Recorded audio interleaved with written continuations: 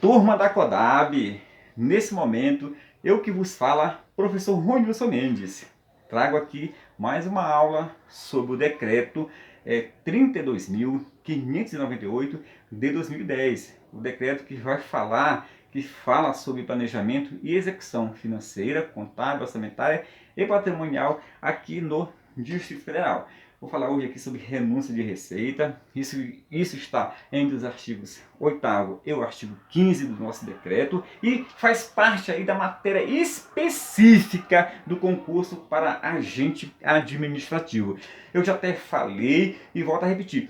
Essa matéria aqui é uma matéria grande, justamente ainda tem a parte de convênios, que também não é tão pequena, é a Instituição Normativa 01, e ainda tem mais um decreto lá que fala sobre a substituição tributária. Então esses três normativos aí, entendeu? Você não pode esperar menos de que 15 a 20 questões aí nessa parte aí, tá bom? Então vamos aqui agora tratar desse assunto com você. Olha só, renúncia de receita, como eu falei, eu já falei com você o que é receita, de uma noção que é tudo aquilo que entra dos cofres públicos é receita. Então eu vou agora renunciar, vai deixar de entrar essas receitas no cofre público, né? Nos cofres públicos, no tesouro aqui do Distrito Federal, beleza? Então renunciar significa isso, receita, como já falei, é tudo aquilo que entra, né?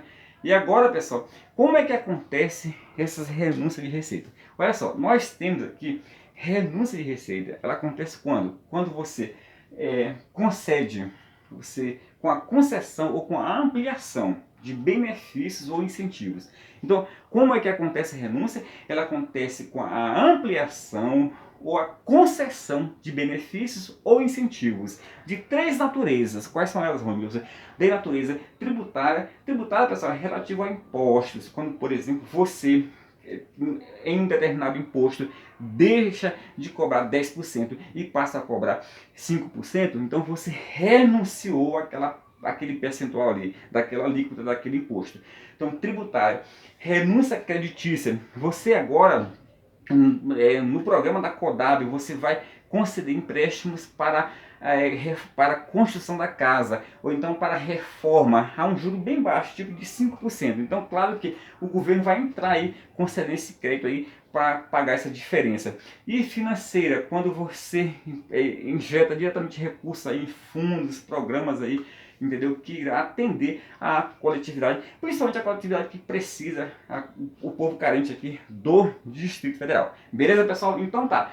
Olha só, renúncia de receita acontece como isso? Com a concessão ou com a ampliação de benefícios ou incentivos de três naturezas. Quais são elas, Ronilson?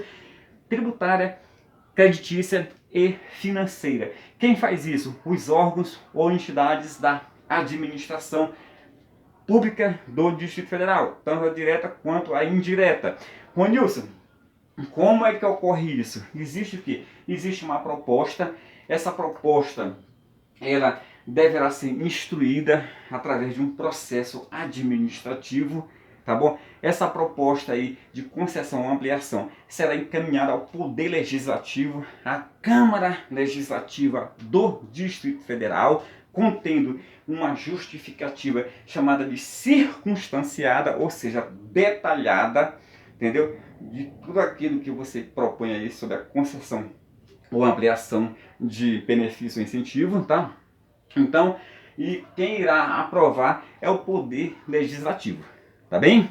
Então vamos aqui, detalhando um pouco mais do nosso trabalho. Olha só, a proposta ela é instruída através de um processo administrativo que deverá constar três itens importantes. A memória de cálculo. Essa memória de cálculo, entendeu? Ela de que maneira, vamos dizer?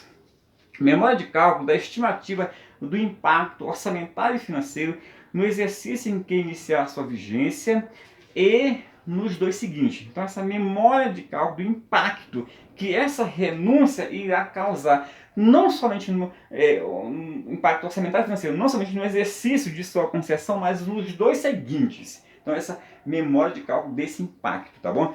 E aí nós temos aqui atendimento de ao menos uma das condições da Lei de Responsabilidade Fiscal, que é a Lei 101/2000, lá nos seus artigos 14, inciso 1º e 2º. O que fala esses dois incisos?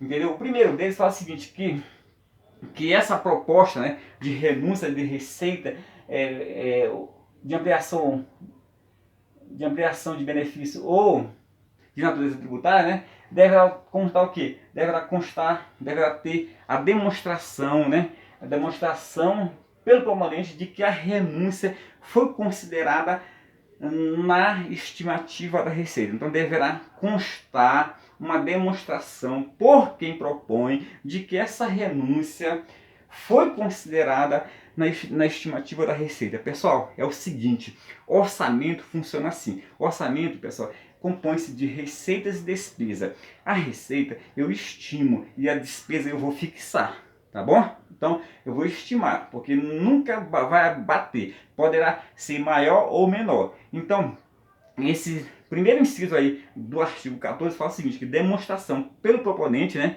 de que essa renúncia foi o que? Considerada na estimativa da receita. E também o segundo fala que deverá o quê? Deverá o quê?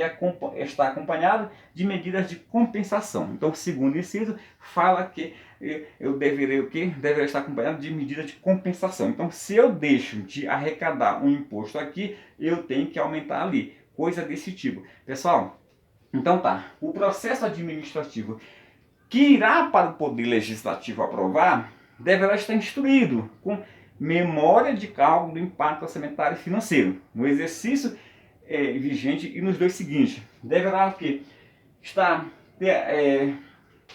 Deverá conter o quê? O atendimento a pelo menos um desses itens que eu falei agora da LRF. E deverá também conter o quê? O cálculo do custo efetivamente renunciado aí, entendeu? Eu vou calcular o custo que vai ter essa renúncia aí para os cofres públicos, tá bom? Então, esses três itens aí deverão instruir o processo administrativo que deverá ser encaminhado para o Poder Legislativo com uma justificativa que circunstanciada.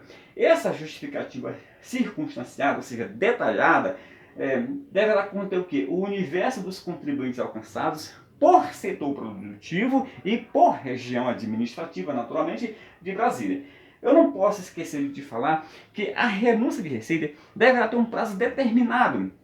E esse prazo determinado deverá ser o quê? Até, entendeu? Deverá estar atrelado à vigência do plano plurianual, tá? O PPA, que tem duração de 4 anos. Plano plurianual, pessoal, é o quê? É um plano de médio prazo, entendeu? É uma lei, é um dos instrumentos do orçamento, a PPA. Nós temos 3 leis orçamentárias, que é o Plano Plurianual com vigência quadrienal, tá bom? Nós temos a Lei de Diretrizes Orçamentárias que orienta a elaboração da LOA. O que é a LOA, meu filho? É a Lei Orçamentária Anual. A LOA, pessoal, para quem não sabe, é uma lei.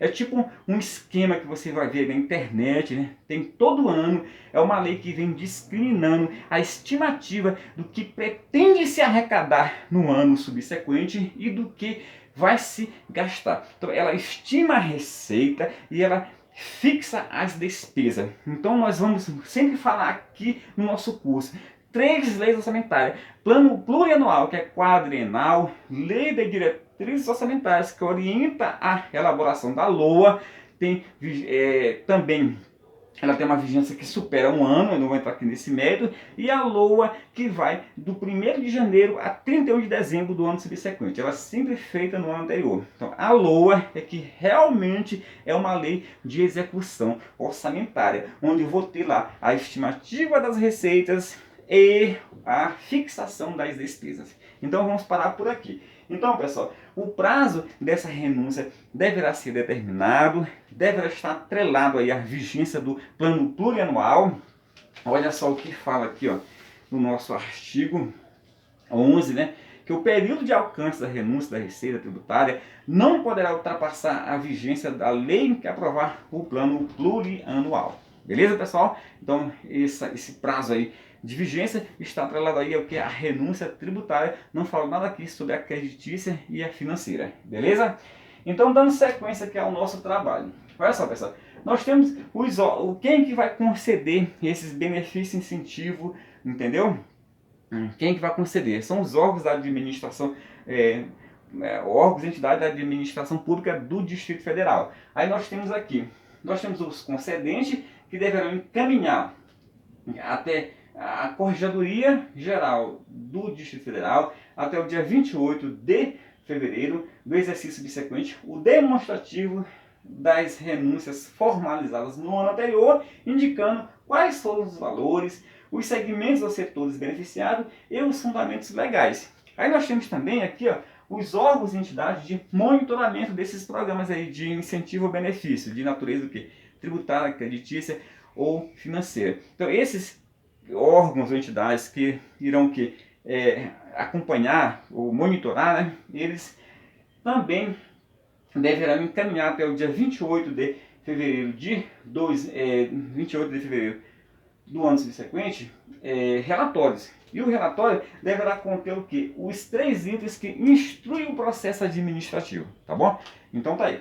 Aí, prosseguindo aqui, eu queria fazer contigo aqui uma leitura do artigo 14.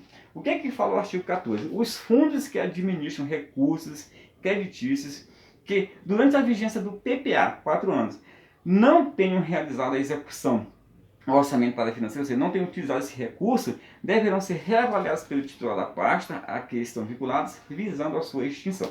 Então, geralmente um fundo, pessoal, administra vários programas, tá? Então, se aquele programa não está sendo executado, ele vai ter que ser reavaliado aí, tá? Visando a sua extinção. Eu trabalho, por exemplo, num Fundo Nacional da Educação. Lá nós temos uma infinidade de programas voltados para a educação, tá bom?